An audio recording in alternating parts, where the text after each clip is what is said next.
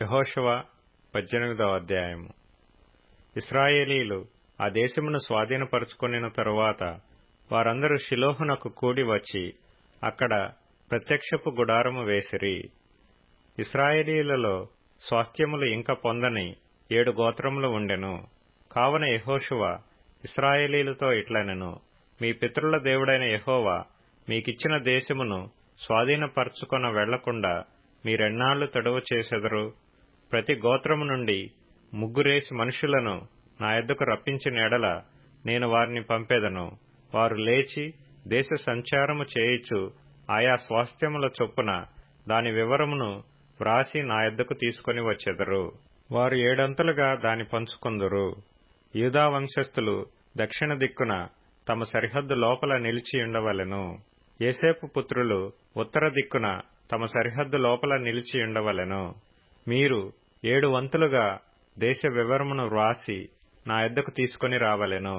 నేను ఇక్కడ మన దేవుడైన యెహోవా సన్నిధిని మీ నిమిత్తము వంతు చీట్లు వేసెదను. లేవీయులకు మీ మధ్య ఏ వంతునూ కలగదు. యెహోవాకు యాజక ధర్మము చేయుటే వారి స్వాస్థ్యము. గాదీయులను, రూబేనీయులను, మనష్షే అర్ధగోత్రపు వారును యొర్దాను అవతల తూర్పు దిక్కున యెహోవా సేవకుడైన మోషే వారికిచ్చిన స్వాస్థ్యములను పొందియున్నారు. ఆ మనుషులు లేచి ప్రయాణము కాగా యెహోషువ దేశ వివరమును వ్రాయుటకు వెళ్లబోవు వారితో, మీరు ఆ దేశములో బడి నడుచుచు దాని వివరమును వ్రాసి నా యొద్దకు తిరిగి రండి.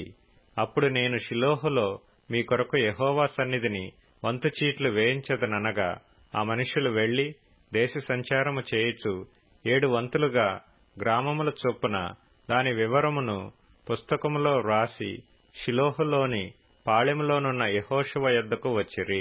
వారి కొరకు యెహోషువ షిలోహులో యెహోవా సన్నిధిని వంతు చీట్లు వేసి వారి వారి వంతుల చొప్పున ఇశ్రాయేలీలకు దేశమును పంచిపెట్టెను. బెన్యామీనీయుల గోత్రమునకు వారి వంశముల చొప్పున వంతు చీటి వచ్చెను. వారి చీటి వలన కలిగిన సరిహద్దు యూదా వంశస్థుల సరిహద్దుకును యోసేపు పుత్రుల సరిహద్దుకును మధ్య నుండెను. ఉత్తర దిక్కున వారి సరిహద్దు యొర్దాను మొదలుకొని యెరికో ఉత్తర దిక్కున పోయి పడమరగా కొండల దేశము వరకు వ్యాపించెను. దాని సరిహద్దు బేతావెను అరణ్యము వరకు సాగెను.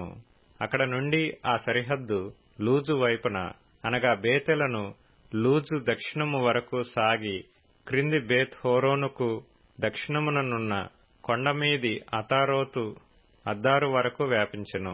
అక్కడ నుండి దాని సరిహద్దు దక్షిణమున బేత్ హోరోనుకును ఎదురుగానున్న కొండ నుండి పడమరగా దక్షిణమునకు తిరిగి అక్కడ నుండి యూదా వంశస్థుల పట్టణమైన కిర్యత్బాలు అనగా కిర్యత్యారీము వరకు వ్యాపించెను. అది పడమటి దిక్కు. దక్షిణ దిక్కున కిర్యత్యారీము కొన నుండి దాని సరిహద్దు పడమటి దిక్కున నెప్తోయ నీళ్ల యూట వరకు సాగి ఉత్తర దిక్కున రెఫాయీయుల లోయలోనున్న బెన్ హిన్నోము లోయ ఎదుటనున్న కొండ ప్రక్కన నుండి దక్షిణ దిక్కున బెన్ హిన్నోము లోయ మార్గముగా యెబూసీయుల ప్రదేశము వరకు సాగి ఏన్ రోగెలు వరకు వ్యాపించెను.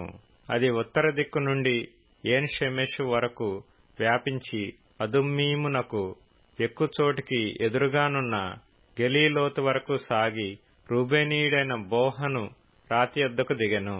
అది ఉత్తర దిక్కున మైదానమునకు ఎదురుగా వ్యాపించి అరాబా వరకు దిగి అక్కడ నుండి ఆ సరిహద్దు ఉత్తర దిక్కున బేత్ హోగ్లా వరకు సాగెను. అక్కడ నుండి ఆ సరిహద్దు యొర్దాను దక్షిణ దిక్కున ఉప్పు సముద్రము యొక్క ఉత్తరాఖాతము వరకు వ్యాపించెను. అది దక్షిణ దిక్కున దానికి సరిహద్దు. తూర్పు దిక్కున యొర్దాను దానికి సరిహద్దు.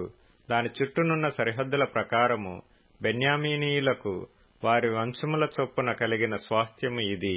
బెన్యామీనీయుల గోత్రమునకు వారి వంశముల చొప్పున కలిగిన పట్టణములు ఏవేవనగా యెరికో, బేత్ హోగ్లా, యెమెక్కెసీను, చేతరాబా, సెమరాయిము, బేతెలు, అవీము, పారా, ఒప్రా, కెపరమ్మోని, ఓప్ని, గెబా అనునవి. వాటి పల్లెలు పోగా 12 పట్టణములు.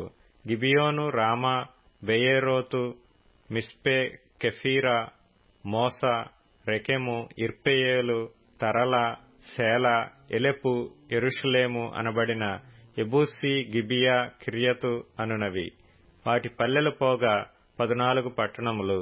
వారి వంశముల చొప్పున ఇది బెన్యామీనీయులకు కలిగిన స్వాస్థ్యము.